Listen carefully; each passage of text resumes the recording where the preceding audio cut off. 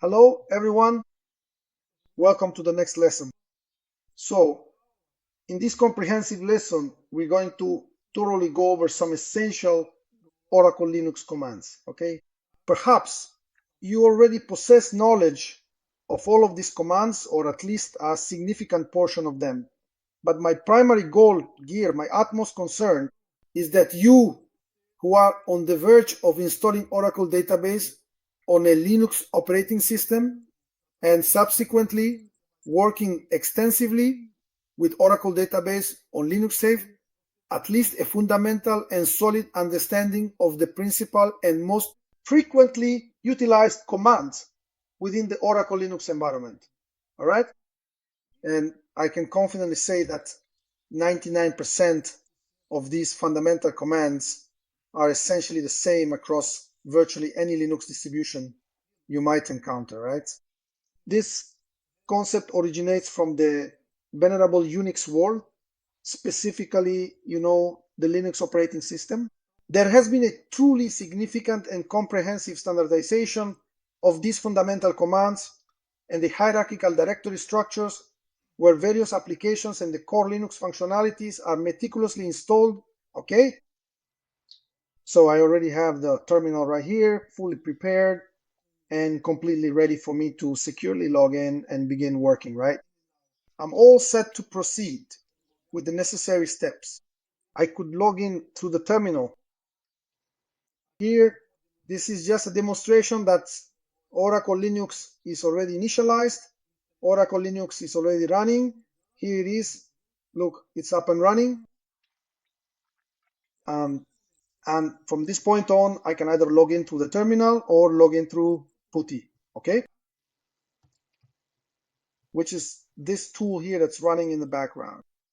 I've already opened it, and I'm going to work right here with PuTTY because it'll make things easier for me since I'll be working with the clipboard, okay? So I don't have to keep typing the commands. That's just a waste of time for me, right? It's much quicker for me to copy and paste to explain things to you rather than typing out each command, and that would just make the video longer than it needs to be. You can follow along here on the side, right, with the whole script and the commands, which will also make things easier for you, especially when you start working with Oracle Linux. And if you're not familiar with Oracle yet, that's fine, okay? So here I'm going to connect using PuTTY. Remember that in the last lesson, we changed the IP to 188. So I'm going to click here on Open. All right. And now I'm going to log in as root in lowercase, and the password Linux 123 that I created. All right. So now I'm already connected. You can see that I'm connected by this hash sign here, and also because it shows root. All right. So now let's move on to the commands. I'm going to leave these two windows open here because it'll make this lesson more dynamic, okay? And I'm going to hide my face here because if I were really good looking, I'd leave it on, all right? But jokes aside, it's mainly to make the video shorter. So let's get started.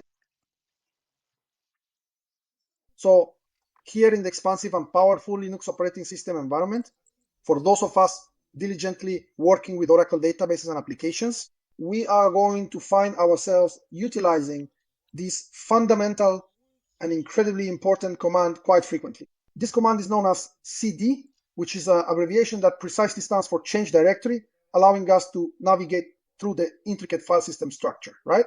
So we will have practical exercises here where we will work extensively with this essential command to navigate and move from one directory to another within the file system.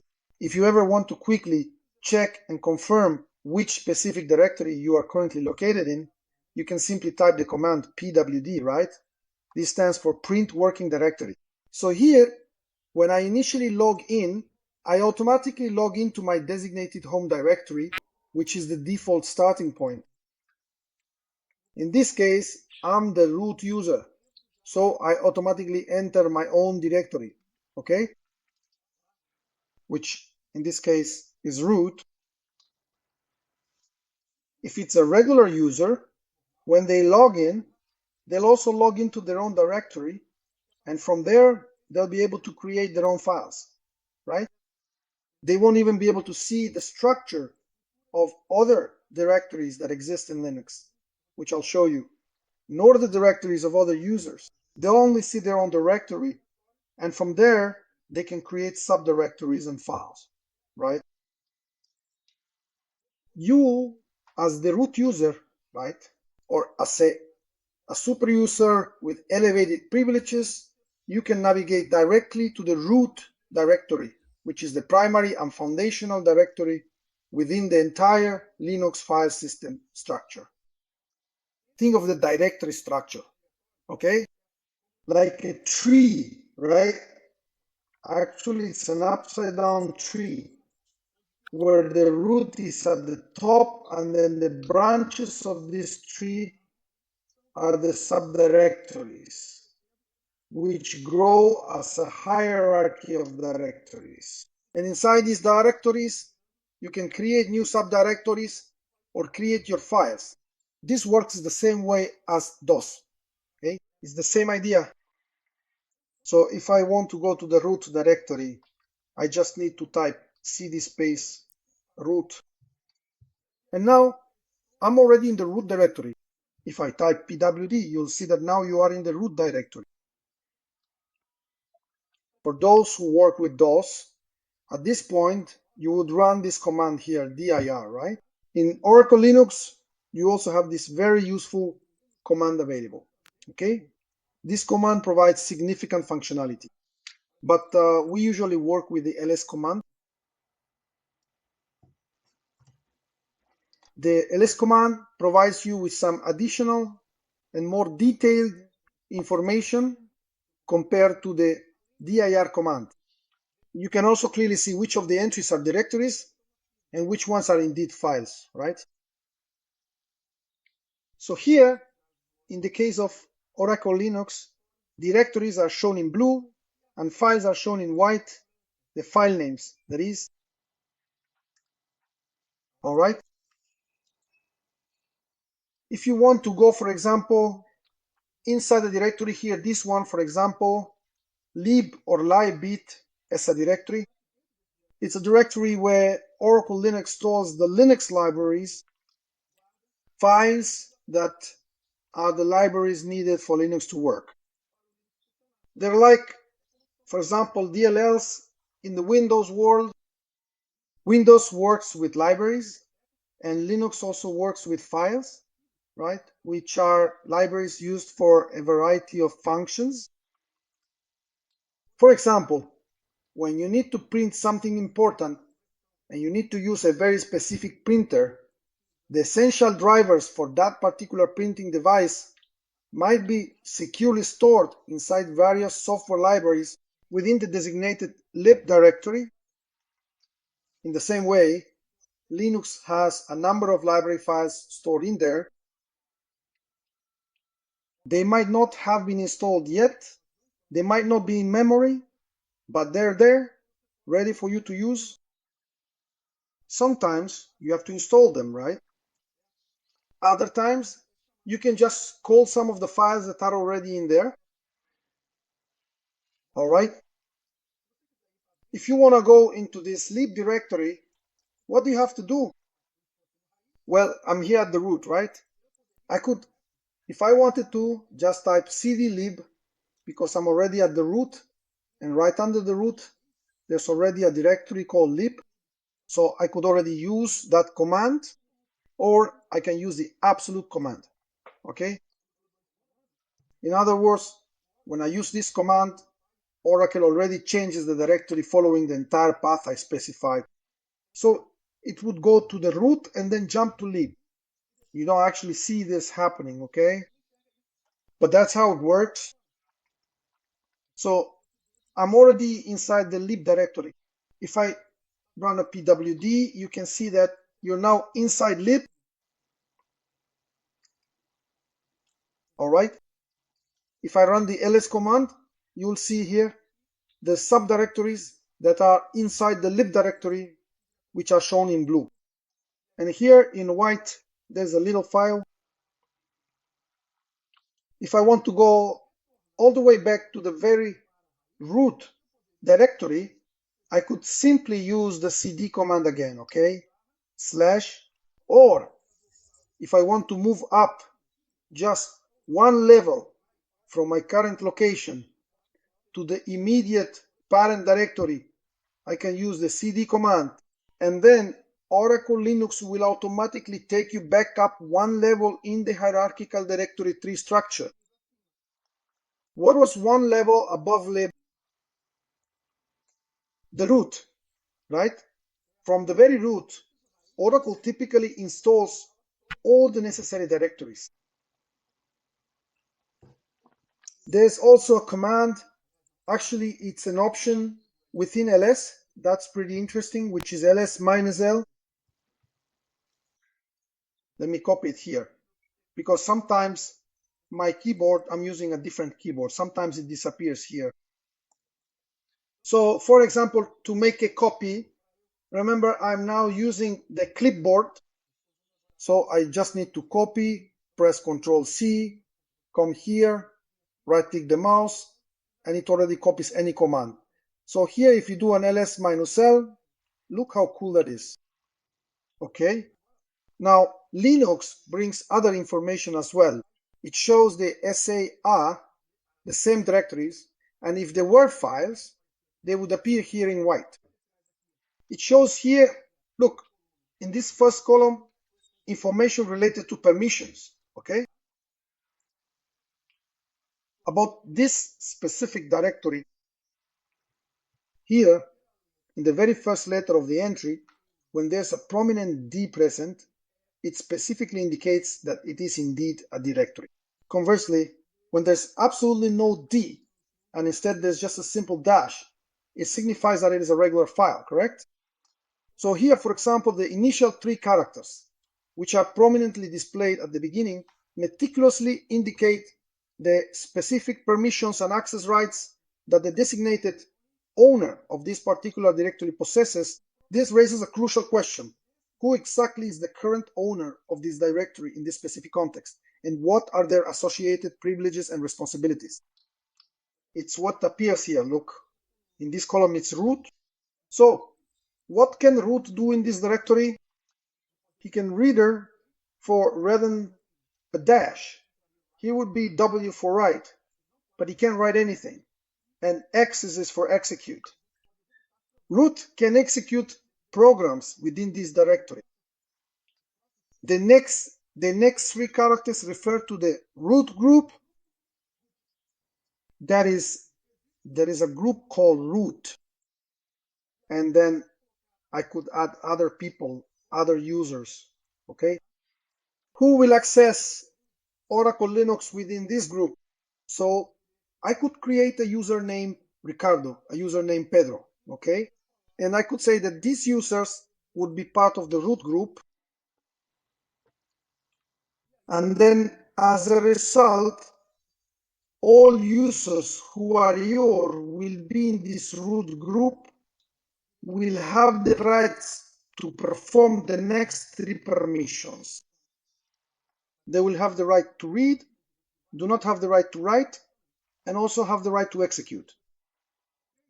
And these last 3 permissions here refer to any other user who is not root, is not the owner of this directory, and is also not in the root group. Any other user who logs into the Linux operating system, a user who was specifically created but is not the root user, is not the owner of this particular directory in this specific case here, because later on in our process, we will certainly change the owner of this directory, okay? We're even going to create a new group as well, but here, the last 3 permissions are for users who have logged into Oracle Linux and are not the owners of this directory and are not in this group here, which in this specific case is root, the owner of this directory, and the group that owns this directory is root, which for now doesn't have any users in this group. All right. Next, here we have the size, okay?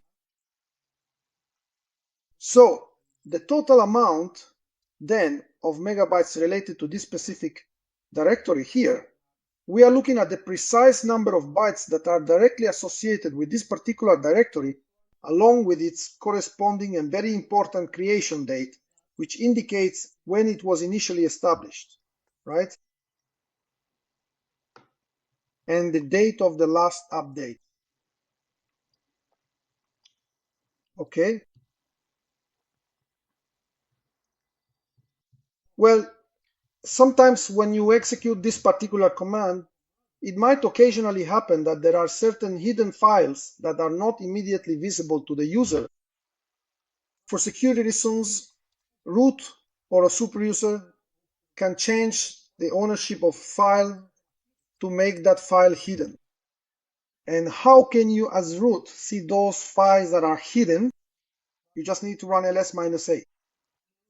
And then inside the directory, if there are hidden files, those hidden files will show up, okay?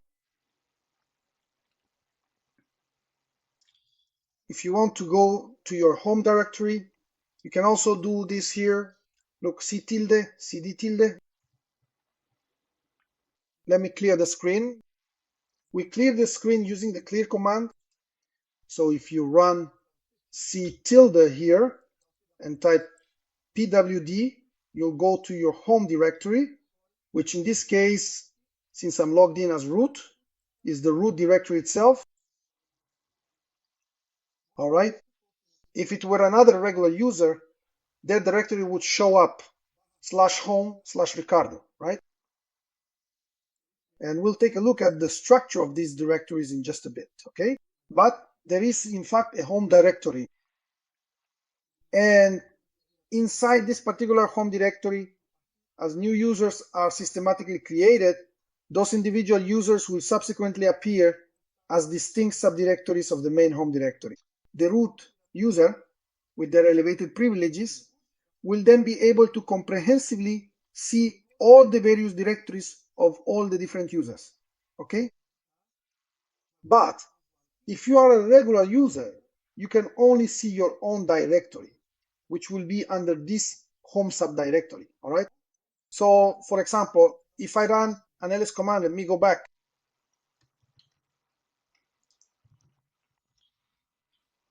I'm here at the root. See, there's a directory here called home. See, home, right below the root. So if I do a cd into home here, I'm in the root's home directory. Okay.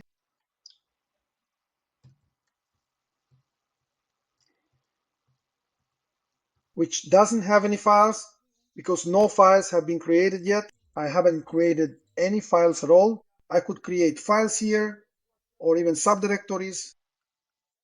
Each user, they are inside this home directory.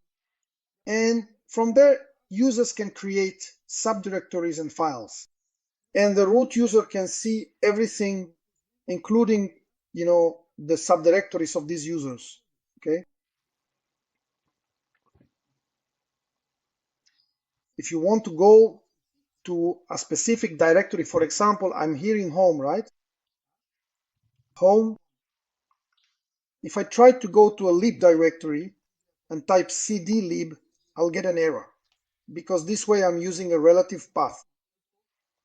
So Oracle will try to look inside the current directory I'm in, which is home, to see if there's a subdirectory called lib. If it existed, it will go there, but since it doesn't, it gives an error. So if I want to go to lib, and I know that lib is under the root directory, I would have to type cd/lib.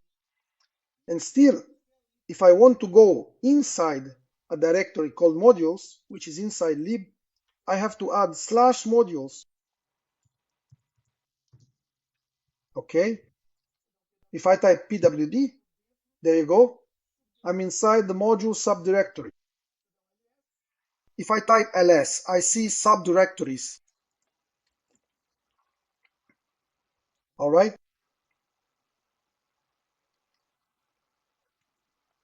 If I want to go up one level, I'm in module. If I want to go up one level, I type cd dot dot and I'll go to lib, which is the parent of module. And if I type cd dot dot again, I'll go to the root.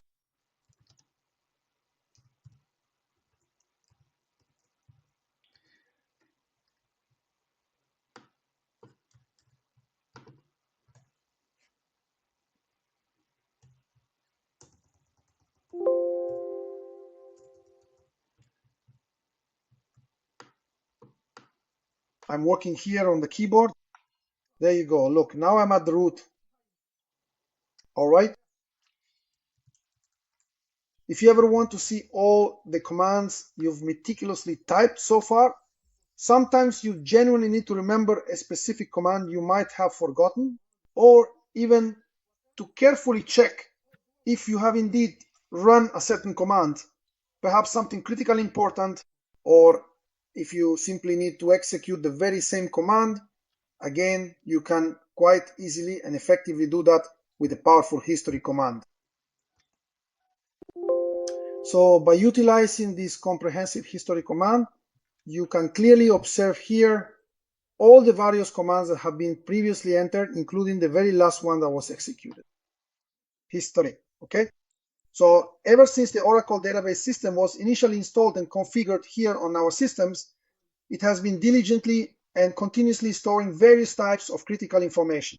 Furthermore, to manage its footprint and prevent it from becoming excessively large and consuming too much disk space, Oracle intelligently recycles this file periodically, ensuring efficient resource utilization and system performance, right?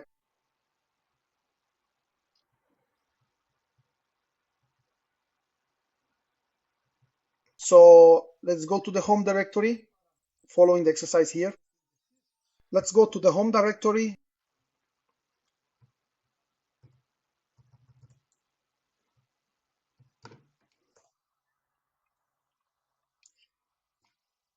Let's type ls and see that there's nothing inside the home directory. If I need to create a directory inside the home folder or anywhere else, what command do I have to use? It's very simple. mkdir, which is short for mkdir, right? Make a directory, create a directory. So I'll type mkdir and the name of the directory I want to create. That's it, the directory has been created. If I type ls, you see that the directory was created. There it is, look, right?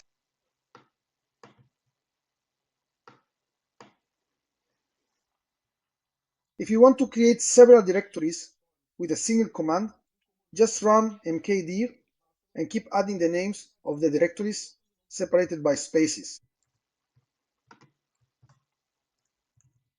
There you go. 3 directories created, and we know they're directories because they're also in blue. Let me try to figure out where my arrow key is on my keyboard so I don't have to keep copying every time. I think it's here. So here it is. Look, ls minus l, the 3 directories created, the date they were created, the time they were created, who created them, who owns the directory, and the default permissions, okay? In other words, root, for example, can do everything here in this case. Read, W, which stands for write, okay?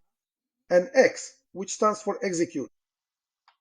So root can perform these 3 operations here. And I know it's a directory because besides the blue color, there's a letter D here at the front, the first character.